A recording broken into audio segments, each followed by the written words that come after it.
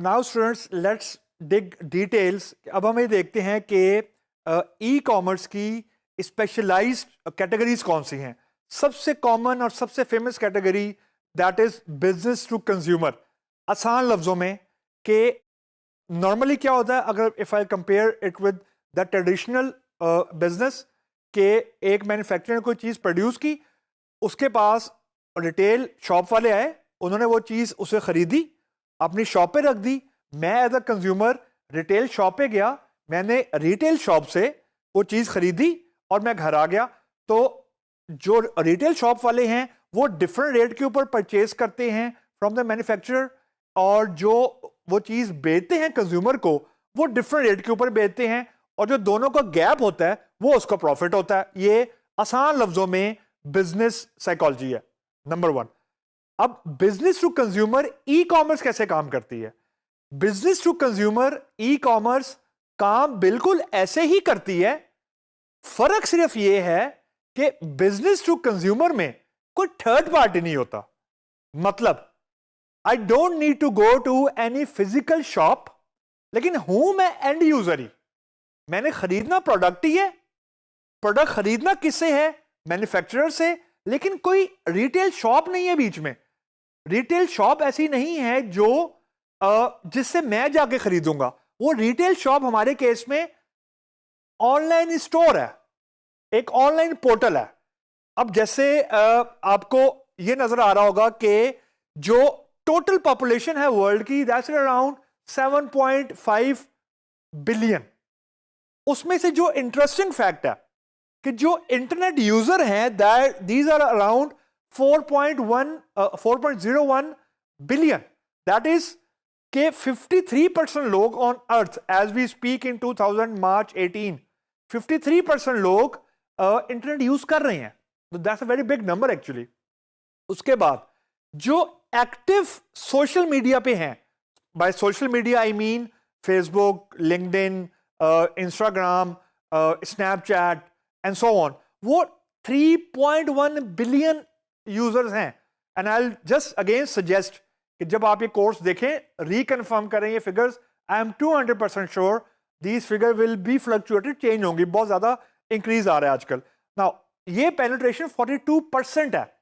अब जो unique mobile users है, यूनिक मोबाइल यूजर से मुराद हुआ है जो लोग मोबाइल के जरिए इंटरनेट को एक्सेस कर रहे हैं, वो 5.1 बिलियन है और 68% penetration. That's a cracky big number, बहुत बड़ा नंबर है ये।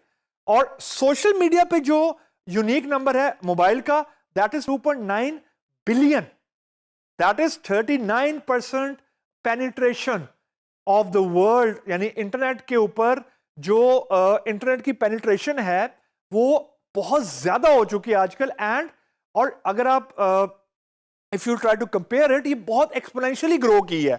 सो this translate to one very key thing कि बिजनेस टू कंज्यूमर में जो हमारे at the end of the day potential customer हैं, वो सारे वो लोग हैं जो इंटरनेट पे मौजूद हैं, जो कि तकरीबन 4.02 बिलियन यूजर हैं। That is 53% of the total global population. अब इतना बड़ा नंबर या इतनी बड़ी ऑडियंस आपको किसी एक जगह नहीं मिल सकती। तो eight the end of the day हम लोग, हमारी जो टारगेट ऑडियंस है वो बेसिकली जो B2C पोर्टल के थ्रू शॉपिंग करती है वो 53% है। नाउ लेट अस सी के जो B2C को अगर मैं आसान लफ्जों में कहूं, वो एक्चुअली एक ऑनलाइन स्टोर है। जब हम किसी को कहते हैं कि जी मैंने एक ऑनलाइन स्टोर ओपन करना है, तो वो एक्चुअली हम B2C ई कॉमर्स की बात कर रहे होते हैं आसान लफ्जों में। कि फॉर एग्जांपल मैंने एक शॉपिंग कार्ट बना लिया, मैंने ओपन सोर्स कोई टूल यूज कर लिया, उस टूल को यूज करते हुए मैंने फॉर एग्जांपल अपना शॉपिंग कार्ट बना लिया, तो एक्चुअली मैं B2C की बात कर रहा होता हूं। That is the most common way of conducting e commerce. अब एक लाइफ साइकिल मैं आपको बताता हूं, जेनेरिक लाइफ साइकिल है। सबसे पहले देखें, एक कस्टमर है, कस्टमर ऑनलाइन स्टोर पे आया। अब जो ऑनलाइन स्टोर है वो किसी जगह पे मौजूद है, यानी वर्चुअल जगह पे मौजूद है। कोई डोमेन नेम उसके साथ मैंने मैप किया होगा, कोई मैंने शॉपिंग कार्ट पीछे डेवलप किया होगा, और उसका कोई यूआरएल होगा जो मैंने कस्टमर को दिया होगा। उस ऑनलाइन स्टोर की अपनी एक इन्वेंट्री होगी। अब आपके दिमाग में सवाल आएगा कि स्टोर वर्चुअल है, इन्वेंट्री कैसे होगी वर्चुअल स्टोर की? स्टोर वर्चुअल है लेकिन उसके अंदर जो चीजें पड़ी हुई हैं वो तो फिजिकली कहीं ना कहीं पड़ी है वेयर हाउस के अंदर ना। तो वो वेयर हाउस की जो क्वांटिटी है वो हम जो डिफरेंट प्रोडक्ट्स हैं वो प्रोडक्ट्स हम ऑफर करेंगे ऑनलाइन स्टोर के ऊपर। मतलब ये हुआ कि चाहे हमारा स्टोर ऑनलाइन है, चीजें तो फिजिकली वेयर हाउस में पड़ी हैं, चीजें फिजिकल मौजूद है। उसके बाद मैंने जो प्रोडक्ट हैं वो अपनी शॉपिंग कार्ट में ऐड कर लिए for example, then I will be routed to the payment mechanism. अब payment mechanism is a very debatable issue. अभी हम सिर्फ ये कंसिडर करते हैं कि शॉपिंग कार्ट के ऊपर या ऑनलाइन स्टोर के ऊपर कोई ना कोई पेमेंट रिसीव करने का मैकेनिज्म मौजूद है। पाकिस्तान के अंदर अराउंड 80% जो पेमेंट है वो COD के जरिए रिसीव होती है, यानी कैश ऑन डिलीवरी। मीन कि मैंने एक चीज ऑर्डर की ऑनलाइन स्टोर से, मैंने ऑनलाइन पेमेंट नहीं की, मैंने ऑनलाइन परचेज की, और वो चीज जब मेरे पास मेरे घर में रिसीव होगी only then I will pay. इसके डिफरेंट सर्कमस्टांसेस हैं, एक ट्रस्ट का फैक्टर है, फेक ऑर्डर्स हैं एंड सो ऑन, बहुत ज्यादा चीजें इसके अंदर और मैटर करती हैं। पेमेंट गेटवे के भी इश्यूज हैं जो हम डिस्कस करेंगे। एनी हाउ, तो पेमेंट किसी तरीके से मैंने ऑनलाइन स्टोर में बिल्ट इन कर दी।